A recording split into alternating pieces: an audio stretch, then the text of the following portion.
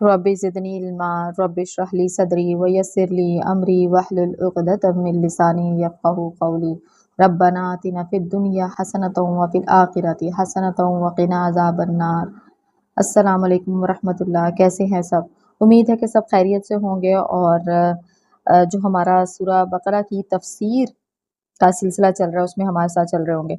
अभी तक हमने 247 आयत तक सूरा बकरा की तफसीर को मुकम्मल कर लिया है और अभी जो हमारा टॉपिक चल रहा था उसको हल्का सा हम एक बार देख लेते हैं। बनी इसराइल का एक वाक़या हम पढ़ रहे थे जिसमें उन्होंने जहाद के लिए कहा था कि हमें जहाद हम पर फ़र्ज़ कर दिया जाए, हमें कहा जाए जहाद करने के लिए ताकि हम अपने घरों को वापस जाएँ और हम अपने दुश्मन का मुकाबला करें और हम इसी के बारे में पढ़ रहे थे। और अब हम देख लेते हैं कि 248 आयत नंबर जो है वहाँ से क्या वाक़या स्टार्ट हुआ, आगे के क्या हालात थे, आगे क्या हुआ था वो हम सब जान लेंगे। आऊज़ु बिल्लाहि मिनश शैतानिर रजीम बिस्मिल्लाहिर रहमानिर रहीम। वक़ाल लहुम नबियुहुम इन्ना आयता मुल्किही अन यअतियहुमुत ताबूतु फ़ीही सकीनतुम मिर रब्बिकुम व बक़िय्यतुम मिम्मा तरका आलु मूसा व आलु हारून तहमिलुहुल मलाइकतु इन्न फ़ी ज़ालिका लआयतल लकुम इन कुन्तुम मुमिनीन। उनके नबी ने उन्हें फिर कहा कि उसकी बादशाहत की ज़ाहिरी निशानी ये है कि तुम्हारे पास वो संदूक आ जाएगा जिसमें तुम्हारे रब की तरफ से दिल जमी है और आले मूसा और आले हारून का बकिया तरका है। फरिश्ते उसे उठा कर लाएंगे, यकीनन ये तो तुम्हारे लिए खुली दलील है अगर तुम ईमानदार हो। अच्छा, हम थोड़ा-सा देख लेते हैं कि वाक़या बेसिकली चल क्या रहा था। जब इन्होंने कहा कि हमें जहाद का हुक्म दिया जाए, हम अपने दुश्मन से मतलब लड़ाई करके अपना जो घर-बार है उसको वापस लेना चाहते हैं। तो उस वक़्त क्या हुआ था, इन्होंने उस वक़्त के मौजूद नबी जिनके बारे में कहा जाता है वो शायद शमूएल अलैहिस्सलाम थे, तो उस वक़्त उनसे ये कहा गया था कि हमारे लिए कोई ऐसा हमारे सर पे कोई ऐसा अमीर मुकर्रर कर दें, कोई बादशाह मुकर्रर कर दें कि जिसकी सरबराही में हम जंग करें और अपने वतन को हासिल कर लें। तो उन्होंने जो है हज़रत शुमैल अलैहिस्सलाम ने क्या किया था कि उन्होंने तालूत जो कि इन्हीं में से था और उसको बादशाह मुकर्रर कर दिया था। और इनको यानी कि बनी इसराइल को बहुत ज़्यादा इस चीज़ से मसला हुआ क्योंकि वो मालो दौलत के लिहाज से कमज़ोर थे, उनके पास उस तरह से मालो दौलत नहीं था जितना इनके पास था। तो इन्होंने कहा कि उनको क्यों बनाया जा रहा है? तो आपको मालूम है अच्छी तरह से कि जो बादशाहत है उसके लिए अक्ल व फ़हम का होना बहुत ज़्यादा ज़रूरी है, ठीक है? और तालूत जो हैं वो इस लिहाज से काफ़ी स्ट्रॉन्ग थे और जब इनसे कहा गया, बनी इसराइल से कहा गया कि ये अल्लाह तबारक व तआला की मर्ज़ी से हो रहा है, उनकी मशीयत से हो रहा है और ये अल्लाह ताला ने ही इनको चूज़ किया है इस बादशाहत के लिए क्योंकि अल्लाह बेहतर जानते हैं कि कौन-सा अमीर या कौन-सा बादशाह तुम्हारे इस वक़्त के लिए तुम्हारे लिए बेहतर है। और इस पर इनको फिर वही बात जो बनी इसराइल करते हैं कि जब भी उनको इस तरह से कोई भी मसला दरपेश होता था तो उनको मौजज़े चाहिए होते, उनको निशानियाँ चाहिए होती थी। तो अल्लाह तबारक व तआला ने यहाँ पर एक निशानी भी ज़ाहिर कर दी। जैसे कि आपको मालूम है कि हम पीछे पढ़ चुके हैं कि बनी इसराइल का जो है वो कुछ अकायद थे। आई थिंक वो आगे की आयत में आएगा। मेरे चैनल पे इस टॉपिक पे वीडियोज़ मौजूद हैं जिसमें हम ताबूत सकीना का ज़िक्र कर चुके हैं। ताबूत सकीना बेसिकली क्या हुआ था कि पहले एक बार बहुत अरसा पहले मतलब इस वाक़े से बहुत अरसा पहले इनको अमालका की फ़ौज से लड़ने के लिए कहा गया था लेकिन इन्होंने इनकार कर दिया था, जहाद नहीं कर सके थे ये। और फिर क्या हुआ था कि अमालका की फ़ौज ने इन पे हमला किया और इनका ताबूत सकीना जो कि एक ताबूत था जिसके अंदर हज़रत मूसा अलैहिस्सलाम और हज़रत हारून अलैहिस्सलाम की कुछ तबर्रकात मौजूद थे जिसको ये बहुत ज़्यादा इनके लिए वो सकीनत का एक कह लें कि एक अंसर था और ये उसको बहुत सँभाल के रखते थे अपने साथ। अमालका की फ़ौज उस जंग के बाद वो इनसे ले गई और जब वो लेकर गई तो उनके ऊपर भी अल्लाह तरह से कुछ आफ़ात आईं। उनको लगा कि शायद ये ताबूत जो हम लाए हैं इसकी वज़ह से हमारे ऊपर मुसीबतें आ रही हैं। तो उन्होंने क्या किया था, उन्होंने उस ताबूत को एक बैलगाड़ी में रख के उसको रवाना कर दिया किसी भी तरफ। कोई पता नहीं कि वो कहाँ जा रहा है।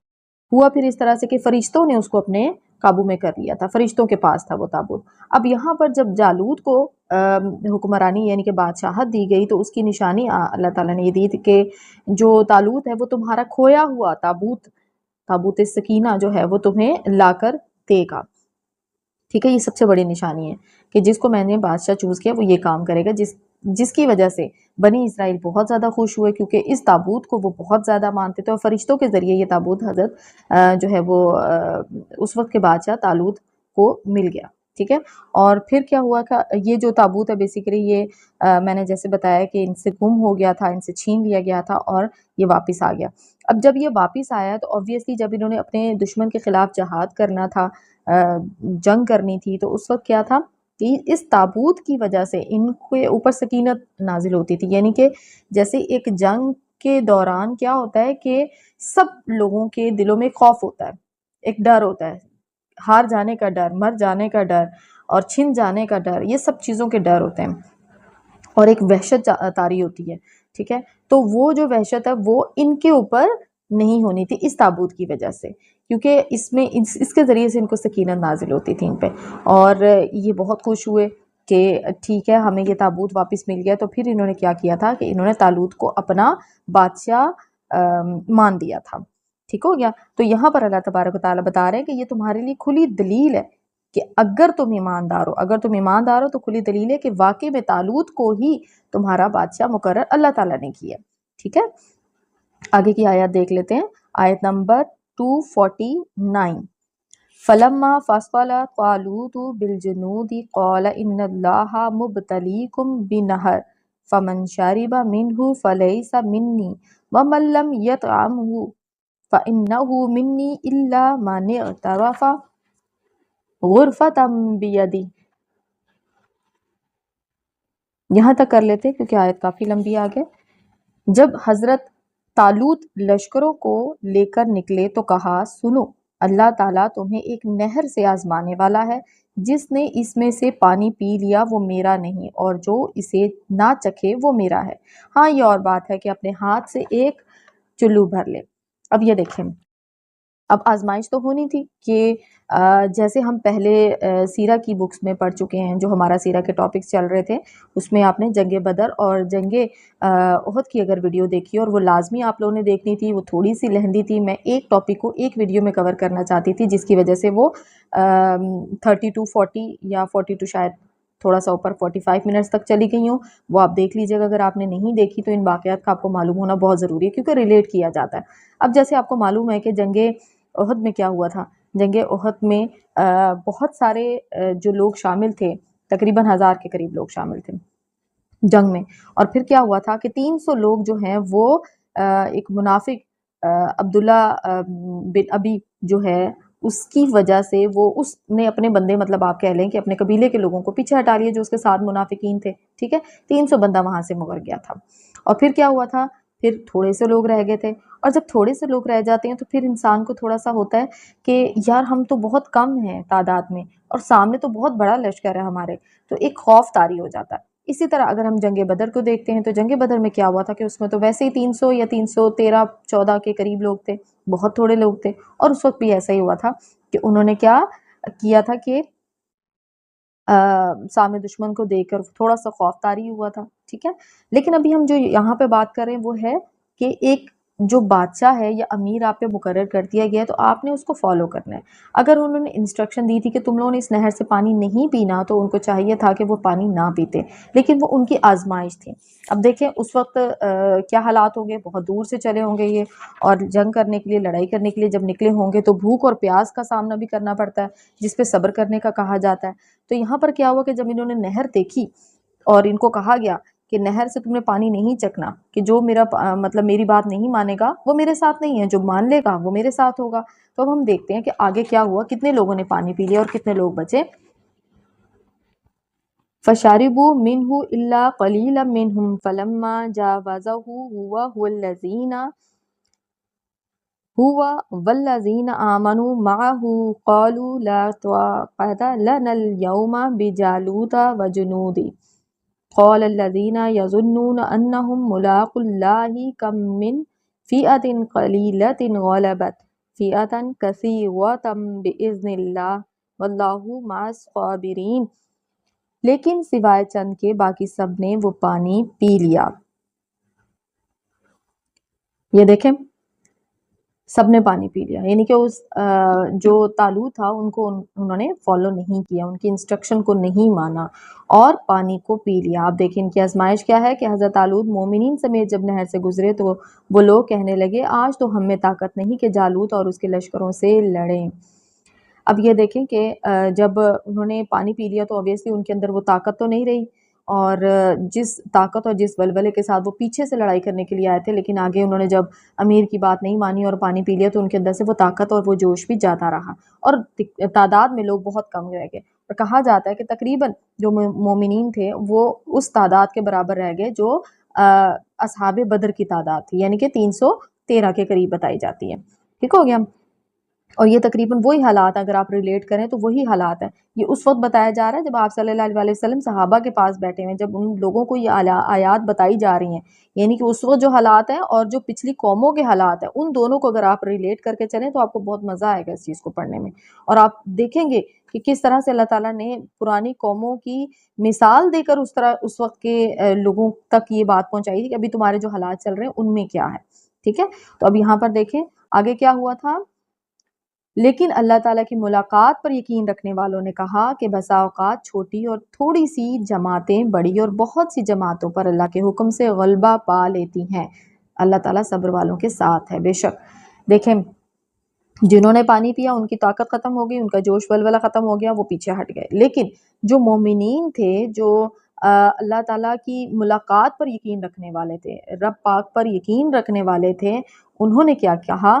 انہوں نے کہا کہ بالکل ویسے ہی جو ہم جنگ بدر میں پڑھیں گے، جو ہم پڑھ چکے ہیں یا آگے واقعات آئیں گے، کہ جب تعداد دشمن کی زیادہ دیکھی اور اپنی کم تعداد کو دیکھ کر کہا یا سوچا کہ ہم تو دشمن سے بہت کم ہیں، ہمارے پاس تو وہ لڑائی کرنے کے ہتھیار بھی اس طرح سے نہیں ہیں جس طرح دشمن کے پاس ہیں، اور ہم تو ہار جائیں گے، ہمارے پاس تو پتہ نہیں کیا ہمارے پہ مصیبت آ جائے گی، ہم تو پتہ نہیں قتل ہو جائیں گے، شہید ہو جائیں گے۔ ٹھیک ہے، تو اس وقت کیا ہوا کہ جو مومنین تھے ان کے اتنے بیلیو اسٹرانگ تھے کہ ان کو پتا تھا کہ اگر ہمارا اللہ پر یقین ہے تو اللہ تعالیٰ ہماری مدد فرمائے گا، اور ان لوگوں کی مدد کی جاتی ہے جو کہ اللہ تبارک و تعالیٰ کی اوپر یقین رکھتے ہیں، اللہ تعالیٰ کی مشیت پر، ان کے اذن پر جو ہے وہ اللہ تعالیٰ ان کا یقین ہوتا ہے اللہ تعالیٰ پر۔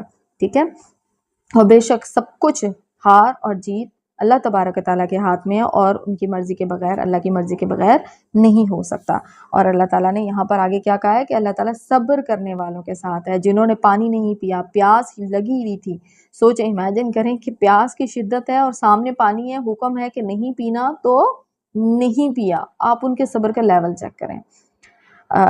ہم رمضان میں اس چیز کو نوٹس کر سکتے ہیں کہ جب پورا دن کا ہم نے روزہ رکھا ہوتا ہے، گرمی کا موسم ہو، پورا دن کا روزہ ہو، اور جب شام کو ہم پانی کا گلاس دیکھتے ہیں تو ہمیں یہ بھی بھول جاتا ہے کہ ہم نے روزہ کھولنا کس چیز کے ساتھ تھا، سنت کیا ہے، اور ہم کہتے ہیں کہ بس جلدی سے ہم کھجور کھائیں اور ساتھ ہی بس جلدی سے پانی پی لیں۔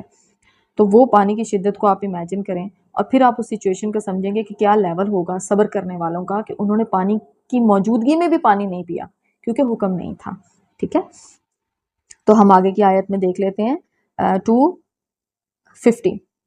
وَلَمَّا بَرَزُوا لِجَالُوتَ وَجُنُودِهِ قَالُوا رَبَّنَا أَفْرِغْ عَلَيْنَا صَبْرًا وَثَبِّتْ أَقْدَامَنَا وَانصُرْنَا عَلَى الْقَوْمِ الْكَافِرِينَ۔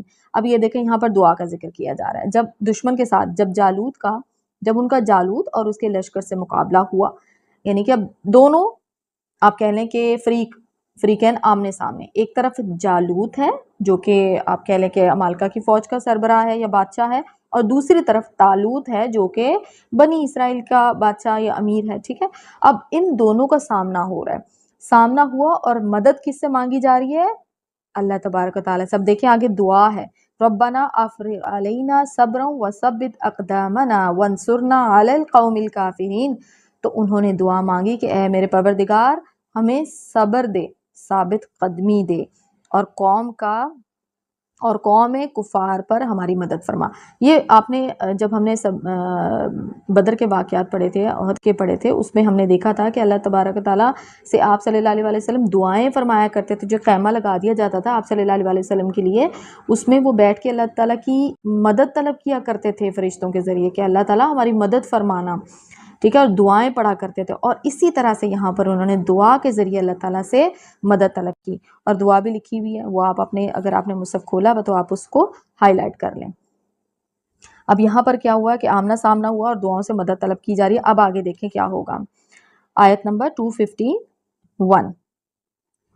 فَهَزَمُوهُمْ بِإِذْنِ اللَّهِ وَقَتَلَ دَاوُودَ جَالُوتَ وَآتَاهُ اللَّهُ الْمُلْكَ وَالْحِكْمَةَ وَعَلَّمَهُ مِمَّا يَشَاءُ وَلَوْلَا دَفْعُ اللَّهِ النَّاسَ بَعْضَهُم بِبَعْضٍ لَفَسَدَتِ الْأَرْضُ وَلَٰكِنَّ اللَّهَ ذُو فَضْلٍ عَلَى الْعَالَمِينَ.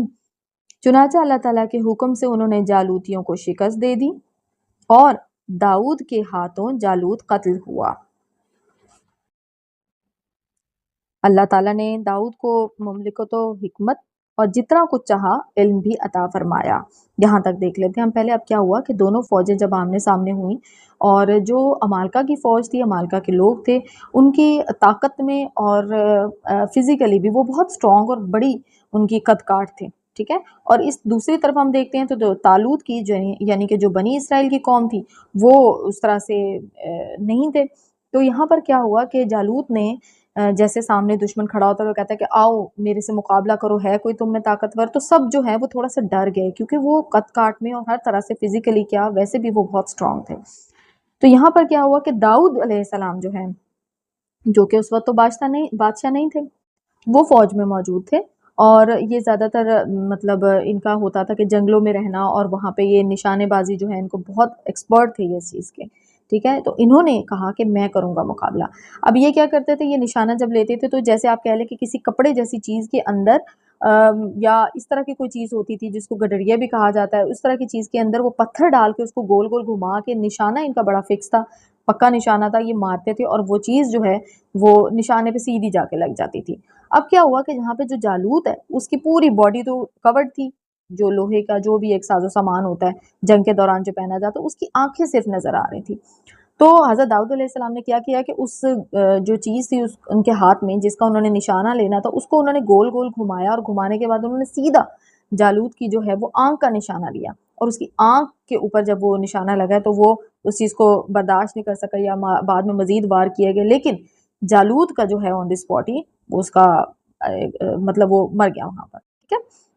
اور جب سربراہی ان کا یا جو ان کا امیر تھا، جو ان کا بادشاہ تھا، وہی مر گیا تو پھر باقی فوج نے جو بھی اس وقت کا سین تھا، لیکن بہرحال جو جنگ تھی وہ اس وقت بنی اسرائیل جیت گئی تھی حضرت داؤد علیہ السلام کی وجہ سے. اور پھر اس کے بعد کیا ہوا تھا کہ داؤد علیہ السلام کو طالوت نے اپنی بیٹی دے دی، یعنی کہ ان کے ساتھ نکاح بھی کر دیا اور پھر اس کے بعد بادشاہت بھی مل گئی. ٹھیک ہے. اور ایک انعام و اکرام کی بارش ان پر ہوئی پھر اللہ تعالیٰ کی طرف سے. ٹھیک ہے. اور آگے دیکھیں وَلَوْلَا دَفْعُ اللَّهِ النَّاسَ بَعْضَهُم بِبَعْضٍ لَفَسَدَتِ الْأَرْضُ وَلَٰكِنَّ اللَّهَ ذُو فَضْلٍ عَلَى الْعَالَمِينَ.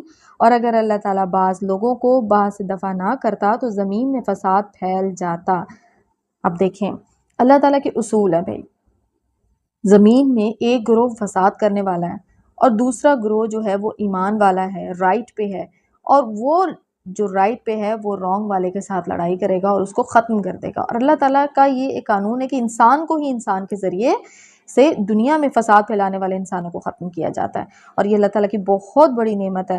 اور دیکھیں لکھا ہوا ہے قرآن پاک میں لکھی ہوئی کوئی بات غلط نہیں ہو سکتی کہ اگر ایسا نہ ہوتا، ٹھیک ہے، تو کیا ہوتا کہ دنیا میں فساد ہی فساد ہوتا ہر طرف. تو اللہ تعالیٰ کا قانون الہی جو ہے وہ ہمارے لیے فضل الہی ہے، ہمارے لیے تو وہ بہت بڑا فضل ہے کہ اللہ تعالیٰ ایسے لوگوں کو یعنی کہ شر پسند لوگوں کو ختم کر دیتا ہے انسانوں کی ہی ذریعے سے. ٹھیک ہے. آخری آیت ہے اس ہمارے پارے کی 252. تِلْکَ آیاتُ اللَّهِ نَتْلُوهَا عَلَيْکَ بِالْحَقِّ وَإِنَّکَ لَمِنَ الْمُرْسَلِینَ. یہ اللہ تعالیٰ کی آیتیں ہیں جنہیں ہم حقانیت کے ساتھ آپ پر پڑھتے ہیں، بالیقین آپ رسولوں میں سے ہیں. اب یہ دیکھیں یہاں پر یہ بتایا جا رہا ہے آپ صلی اللہ علیہ وسلم کو کہ گزشتہ جو واقعات گزر چکے ہوئے واقعات ہیں، کیونکہ دیکھیں یہ تو جو بھی بنی اسرائیل کا سلسلہ تھا، جو بھی ان کے واقعات ہم پڑھ رہے ہیں، یہ تو بہت عرصہ پہلے آپ صلی اللہ علیہ وسلم سے پہلے کے ہیں. ٹھیک ہے. تو آپ صلی اللہ علیہ وسلم کو یہ واقعات وحی کے ذریعے بتائے جاتے تھے جو کہ قرآن پاک یعنی کہ نازل ہو رہا تھا. اور اس وقت سب کو یہ معلوم تھا کہ آپ صلی اللہ علیہ وسلم نے یہ کتابیں نہیں پڑھی ہوئی ہیں، ٹھیک ہے، جب انہوں نے پڑھی نہیں ہے تو یہ واقعات ان کو کیسے معلوم ہو، کیونکہ ہمارے آپ صلی اللہ علیہ وسلم تو امی تھے، اور امی جو ہے وہ اس وقت اس طرح سے کتاب وغیرہ نہیں پڑھتے تھے وہ، ٹھیک ہے۔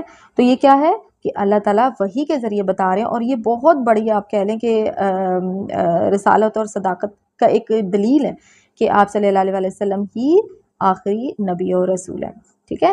تو یہاں پر آپ صلی اللہ علیہ وسلم کے ذریعے سے ان واقعات کو بیان کیا جا رہا ہے اور بتایا جا رہا ہے کہ کس طرح سے ان کو اس بات پر یقین کرنا ہے کہ یہی وہ آخری رسول ہے، ٹھیک ہے، یہی وہ آخری نبی ہے جن کا ان کی کتابوں میں تصدیق کی گئی ہے، اور وہ اس چیز سے خود کو جانتے ہوئے بھی انکار کرتے ہیں، ٹھیک ہے۔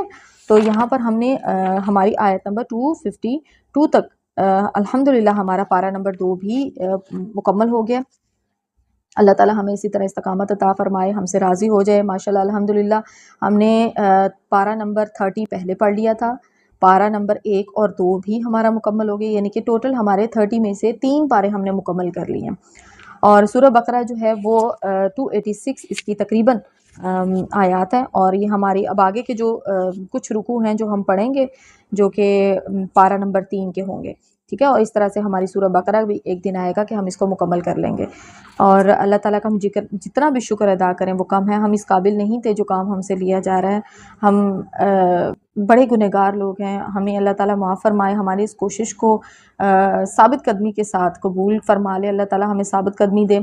اور آپ سب پلیز کوشش کیا کریں کہ قرآن پاک کو یار 20 سے 25 منٹ آپ پڑھ لیا کریں، کچھ بھی نہیں ہوتا، قرآن پاک اتنا وقت نہیں لے گا آپ کا، یقین کریں۔ ہمارے جو باقی کام دنیا کے ہو رہے ہیں نا، ان میں بھی وقت لگ رہا ہے، لیکن ہم جب دین کا کوئی کام کرتے ہیں نا، ہم اپنے وقت کو ایسے سمجھتے ہیں کہ شاید یہ ویسٹ ہو رہا ہے۔ آپ کا وقت جو ہے وہ ویسٹ نہیں ہوگا۔ ہم ماؤں کو علم دین کا ہونا بہت ضروری ہے تاکہ ہم اپنے بچوں کو بتا سکیں۔ اگر ہمیں ہی نہیں معلوم ہوگا تو ہمارے بچے تو ڈیپینڈ کریں گے کچھ کسی قرآن والے کے اوپر، کوئی اسکول کا کوئی پڑھانے والا اس کے اوپر ڈیپینڈ کریں گے۔ تو ہمیں کیا کرنا ہے، ہمیں ڈیپینڈ ایٹ لیسٹ دین کے بارے میں نہیں کروانا، ہمیں اپنے بچوں کو خود بتانا ہے دین کے بارے میں، تاکہ ہمارے بچے جو ہیں وہ غور و فکر کریں، وہ سوچیں کہ واقعی یہ کتاب ہے، یہ اللہ کی کتاب ہے، بالکل اسی طرح سے جیسے ہم باقی کتابیں پڑھتے ہیں وہ پڑھنا فرض نہیں ہے، لیکن اس کتاب کو پڑھنا فرض ان دا سینس کہ ہمیں معلوم کیسے ہوگا کہ ہمیں اس دنیا میں رہنا کیسے ہے۔ اللہ تعالیٰ ہم سب کی مدد فرمائے، ہم سے راضی ہو جائے، ہماری کوششوں کو قبول فرمائے، ہمیں استقامت عطا فرمائے، آمین ثم آمین، وما علینا الا البلاغ المبین۔